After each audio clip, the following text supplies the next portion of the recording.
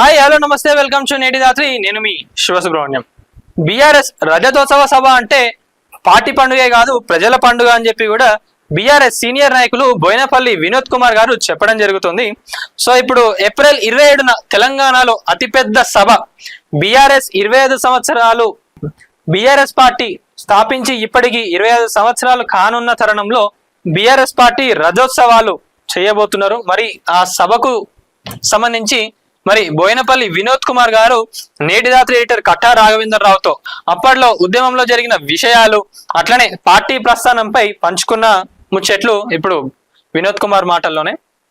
మరో 100 ఏళ్ల బీఆర్ఎస్ కు పడనున్న అడుగులు. తెలంగాణ ఉన్నంత వరకు బీఆర్ఎస్ ఉంటుంది. బీఆర్ఎస్ తెలంగాణ ప్రజల గుండెల్లో ఎప్పుడూ ఉంటుంది. తెలంగాణ తెచ్చిన పార్టీగా చరిత్రలో ఎప్పటికీ నిలిచిపోతుంది. తెలంగాణ తలరాత మార్చిన పార్టీగా మనుగడలో ఉంటుంది.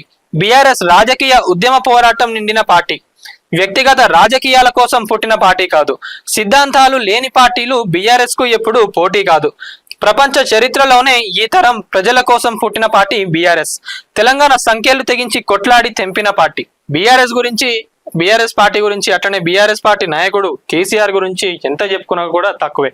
ఎందుకంటే తెలంగాణ ఇప్పుడు ఈ స్టేజ్ లో ఇలా ఉంది, తెలంగాణ గురించి దేశం మొత్తం మాట్లాడుకుంటుంది అంటే అది కేవలం బీఆర్ఎస్ పార్టీ నాయకులు కేసీఆర్ గారి వల్లనే. ఇది ఎవరు అవునన్నా కాదన్నా ప్రతి ఒక్కరూ ఒప్పుకోవాల్సిన విషయమే. ఎందుకంటే అది వాస్తవం. మనం ఇప్పుడు ఏడవైనా కూడా గల్లీలో ఏ చిన్న పోరగాళ్ళని అడిగినా కూడా చెప్తారు.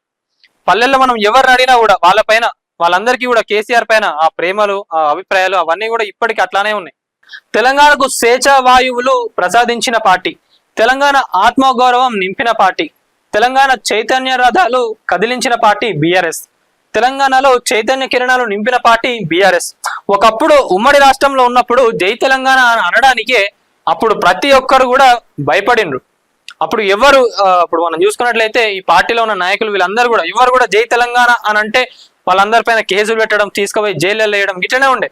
కేసీఆర్ ఒక్కరు జై తెలంగాణ అనే నినాదాన్ని తీసుకొచ్చి తన ఒక్క గొంతుకతోని కొన్ని కోట్ల మంది గొంతుకలు నుంచి కూడా జై తెలంగాణ అనిపించిన నాయకుడు కేసీఆర్ గారు. అప్పుడు ఉద్యమంలో ఎంత కష్టం పడ్డారు, ఎవరెవరు వాళ్ళ ఎంత ఒత్తిడి తెచ్చినా కూడా వాళ్ళు ఉద్యమాన్ని ఎలా నడిపించారో అనే ఏందనే దానిపై బీఆర్ఎస్ సీనియర్ నాయకులు వినోద్ కుమార్ గారు కూడా అప్పటి నుంచి కేసీఆర్ తోనే ఉండడం జరిగింది. వాళ్ళు అప్పుడు ఎంత సిచ్యువేషన్స్ ని కూడా ఇట్లా హ్యాండిల్ చేసిండ్రు ఏందనేది కూడా అప్పుడు ఉద్యమంలో ఉన్న వాళ్ళకే తెలుస్తుంది. ఇప్పుడు ఏంటంటే తెలంగాణ రాష్ట్రం ఇంత బంగారు తెలంగాణగా అందరికి కనిపిస్తుంది కాబట్టి ఎవరికి ఏం తెలుస్తలేదు.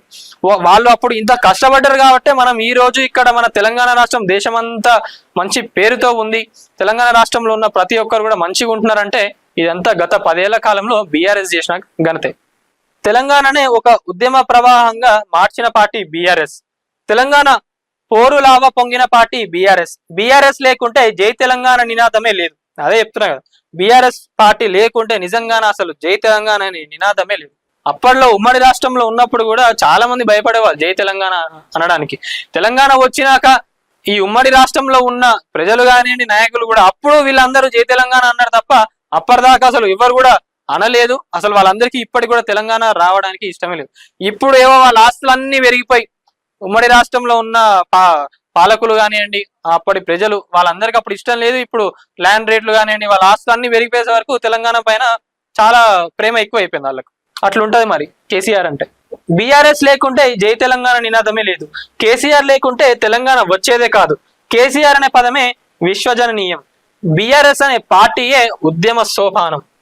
బీఆర్ఎస్ లో ఉన్న ఇప్పుడు సీనియర్ నాయకులు ఇప్పుడు 27న వరంగల్లో ఎల్కతుర్తిలో అతిపెద్ద సభ జరగబోతుంది. మరి ఆ సభకు కూడా లక్షల మంది ప్రజలు కూడా వస్తారు అని చెప్పి పార్టీ నాయకులు అందరూ అనడం జరుగుతుంది. కేసీఆర్ గారు కూడా వెంటనే ఉండి ఆ నాయకులందరికీ కూడా సూచనలు ఇస్తూ ప్రతి ఒక్కటి కూడా మాట్లాడడం జరుగుతుంది. మరి ఈ 27 తర్వాత తెలంగాణ రాష్ట్రంలో ఎలాంటి పొలిటికల్ స్టంట్స్ జరగబోతున్నాయి, పాలిటిక్స్ కూడా ఎలా చేంజ్ కాబోతుంది, కేసీఆర్ గారు వచ్చి ఏం మాట్లాడతారు అనే దానిపైన ప్రజలందరూ కూడా వేచి చూస్తున్నారు.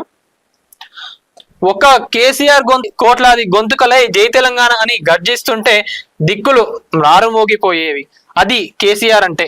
అలాంటి కేసీఆర్ పెట్టిన బీఆర్ఎస్ పార్టీ అచంద్ర తార్కారం వెలుగుతుందని చెప్పడంలో సందేహమే లేదు. తెలంగాణ ఉన్నంత వరకు, తెలంగాణ ఉనికి ఉన్నంత వరకే కాదు, ఎన్ని వేల సంవత్సరాలైనా సరే ఆయన నడిచిన అడుగులు చరిత్ర పుటల్లో సజీవంగా ఉంటుంది. అందుకే బీఆర్ఎస్ రజతోత్సవాలను ప్రజలే జరుపుకునేందుకు వరంగల్ వస్తారు. ప్రజలే ఆ పండుగను ఆశీర్వదిస్తారు. మహాసింహగర్జను మించి సభను నిర్వహించి తెలంగాణ వాదం ఎంత బలమైందో, కేసీఆర్ నాయకత్వం ఎంత గొప్పదో చూస్తారు. కేసీఆర్ పిలుపు ఎలాంటి ప్రపంచాన్ని సృష్టిస్తుందో వరంగల్ రజతోత్సవ సభతో మరోసారి తెలుసుకుంటారు. కేసీఆర్ తో పాటు తొలి నుంచి ఇప్పటిదాకా తెలంగాణ కోసం పునరంకితమైనందుకు నా జన్మ కూడా ధన్యమైందని అనుకుంటున్నాను. తెలంగాణ ఉద్యమంలో నేను కీలకమైన పాత్ర పోషించాను. కరుడుగట్టిన బీఆర్ఎస్ సైనికుడిగా పార్టీ కోసం పనిచేసినందుకు గర్వపడుతున్నాను అని బోయినపల్లి వినోద్ కుమార్ గారు చెప్పడం జరిగింది. ఇది తెలంగాణ అంటే ఏంటో, కేసీఆర్ అంటే ఏంటో బోయినపల్లి వినోద్ కుమార్ గారు నీటిదాత ఎడిటర్ కట్టా రాఘవేంద్రరావుతో చెప్పడం జరిగింది. మరి అదే అంటున్నాను కదా, సభలు పెట్టాలంటే ఎవరైనా కూడా బీఆర్ఎస్ తర్వాతనే. ఆ రికార్డ్స్ కూడా ఇప్పటికీ బీఆర్ఎస్ కే ఉన్నాయి. 27న ఎలాంటి రికార్డ్స్ బ్రేక్ చేయబోతుంది, ఎలాంటి స్పీచ్ ప్రజలందరూ వినబోతున్నారు, కేసీఆర్ గారు వచ్చి ఏం మాట్లాడతారు ఏంటనే దానిపై ప్రజలందరూ కూడా వేచి చూస్తున్నారు ఆల్రెడీ. సో ఈ వారం అంతా కూడా బీఆర్ఎస్ వారం అని చెప్పుకోక తప్పదు. ఎందుకంటే ఇప్పటి నుంచే అందరూ ఇక ఆల్రెడీ 27 దగ్గరికి వస్తుంది కాబట్టి ప్రతి ఒక్కరు కూడా ఇంకా యాక్టివ్ అయిపోయినారు. నాయకులందరూ కూడా ప్రతి ఒక్కరు వాళ్ళ నియోజకవర్గం నుంచి వెళ్ళి లక్షలకు మందిని తరలించాలని చెప్పి కూడా వాళ్ళందరూ కూడా ప్రజలందరినీ తీసుకొచ్చి బీఆర్ఎస్ సభ గ్రాండ్ సక్సెస్ చేయాలని చెప్పి కూడా ప్రతి ఒక్క నాయకులు ముందుండి నడిపిస్తున్నారు. మరి 27 తర్వాత తెలంగాణ రాష్ట్రంలో పొలిటికల్ గా ఏం జరగబోతుంది ఏందనే దానిపై వేచి చూడాలి.